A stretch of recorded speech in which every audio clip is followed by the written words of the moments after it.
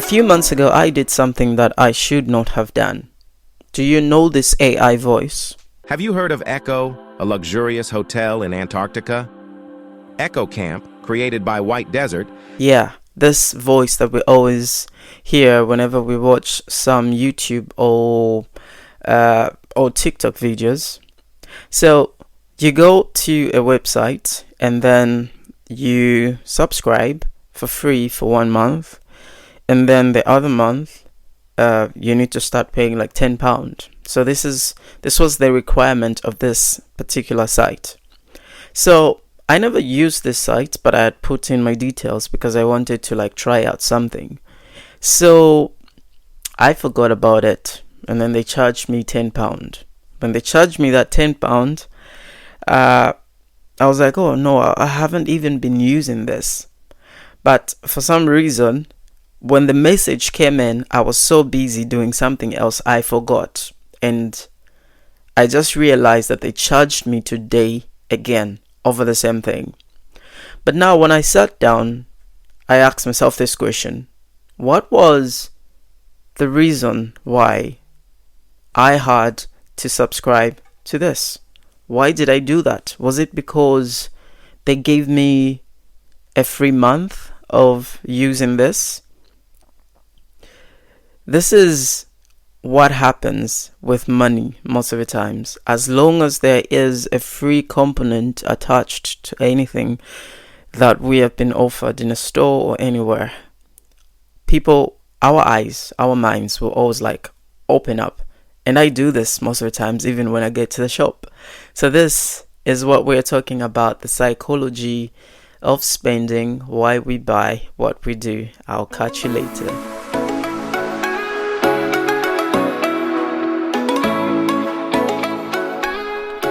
The big question we're asking today is, why do we buy what we buy? I spend money according to the way I feel at a particular time. If I feel sad, if I feel happy, whatever type of mood that I'm actually feeling at that time will determine how much money I'm going to spend. I will go into a shop and then I don't want to buy anything. I just go in there. Maybe I'm just looking at books. It's a bookstore. And then, then somebody has just got this very nice topic that I think I would love to learn. Then I'm like, okay, can I just have this book?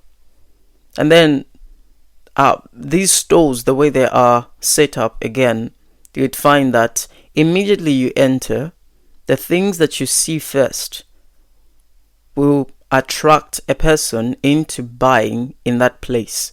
So your emotions will be channeled according to what you see first when you're inside. This is why most of the times when you go in these supermarkets, even if you haven't like reached the far ends, most of the times you'd find that they have displayed fruits in such a beautiful way. Fruits and vegetables, with the prices that are like a little lower. So when you're there, you're like, oh yeah, cool. Banana. It's been long since I had a banana. Then, yeah, you buy, you spend. It's not you wanting to spend that, but somebody actually did the marketing behind and knew that you were going to buy that banana, even if you never wanted to buy it.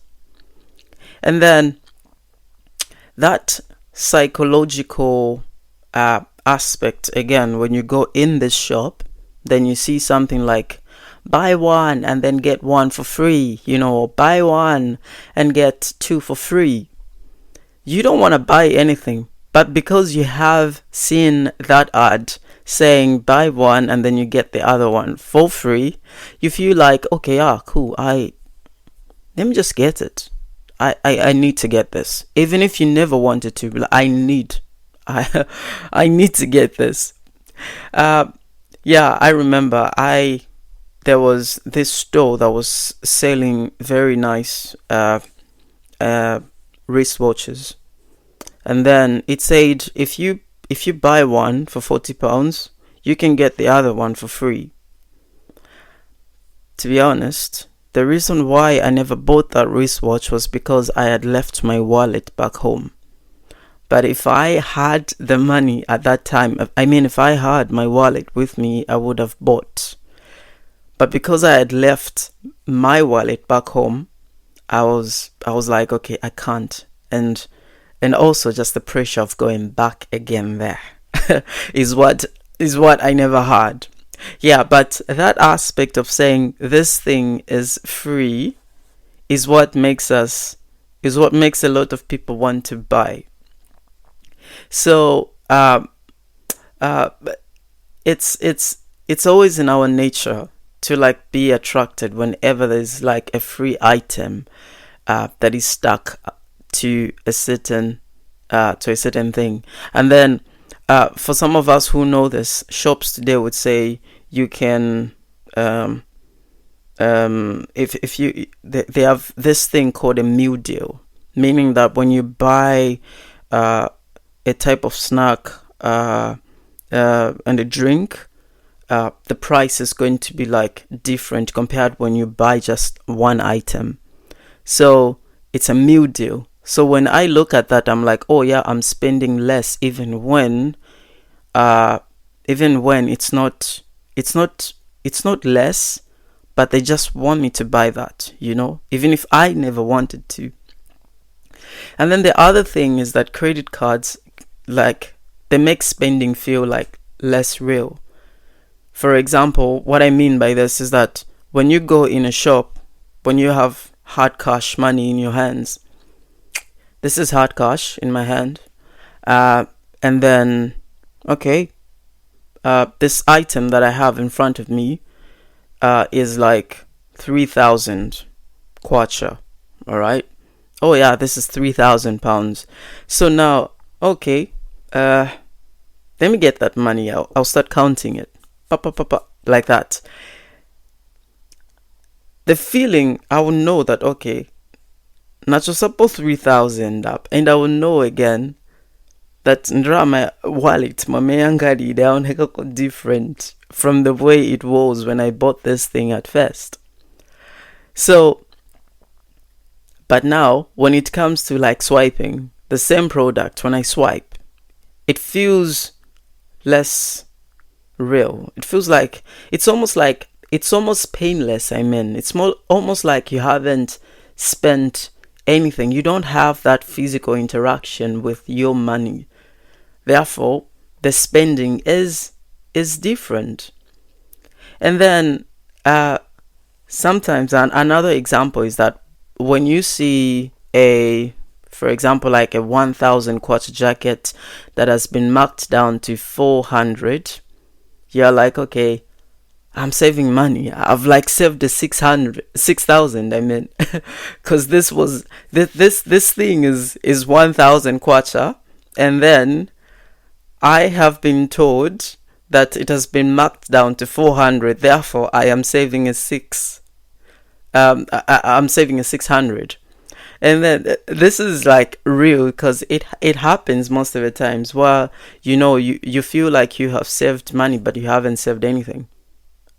You have only spent a 400. It's just the guys in the store wanting to make you feel as though you have spent less. But no, you have spent your 400. You haven't saved any money. You have just spent your money.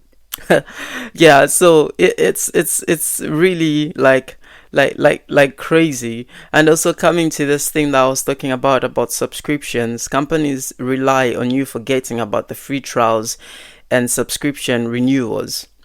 Like 42% of people don't cancel.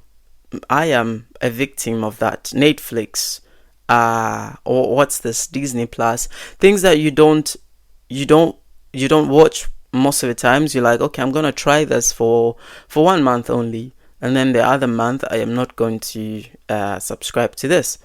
And then you find yourself that you have forgotten. You're forgotten. And then there's also another thing that our brains can just resist sometimes. The issue of scarcity, where you go in a shop and then they're telling you only three items are left on this. 3 items left, and be like, oh yeah, pasaraje tatu hapa, I have to do something about this. Then you rush, then you buy. Even when you never wanted to buy that particular item. Even issues like Black Friday, those are just psychological traps that make people buy stuff that they do not want to buy. Yeah. So it's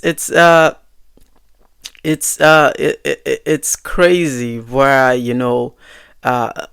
sometimes you are seeing someone else's vacation, car, or lifestyle on social media, and then you want to spend so that you can, like, okay, do you want to keep up? You want to keep up with them, it's crazy. I don't know if we should be supporting the ban of TikTok or something, but no, TikTok is a great place because people make money from there. So other examples that I have about the psychological aspect of money is, and how we spend, can also be loyalty programs that are there. You get rewards for buying in a certain shop, in ShopRite, in Starbucks. You get rewards for you buying from them most of the times. And then there's also the buy now, pay later services, where you can buy something and then you pay later. There's also this one where there's a store that I know where you can go and then you buy something, and then they will only be deducting small amounts from your from your card until you're done with that. You are spending, but you don't know most of the times. Yeah. Also, other examples are like offers that manipulate your perception, where they say you've got 24 hours for you to use this product, and then if you don't want it, you need to bring it back in like 24 hours, and then you're like, oh yeah, cool, I can get this. So you go with it back home, and then most of the times, most people will not manage to do that. They'll spend it after that. They'll go and use it, and then later on remember, oh yeah, I was supposed to take this thing back, and then you spend. So the view is that spending is a reflection of your identity. We often buy things that match the story we tell ourselves about who we are and what we want to be. For example, someone who is vegan might buy from friendly brands to align with their values, while someone who's into fitness will just want to buy expensive workout gear to just make their identity look like they want. Exactly. So your spending habits, like I said, are a reflection of your identity, and I hope we actually learned something from this today, because I am a victim of this same topic that we're having today. So this has been Rise and Trending. I hope you learned something new that will start you off into this new week that we have started. You have a great one. I'll catch you later.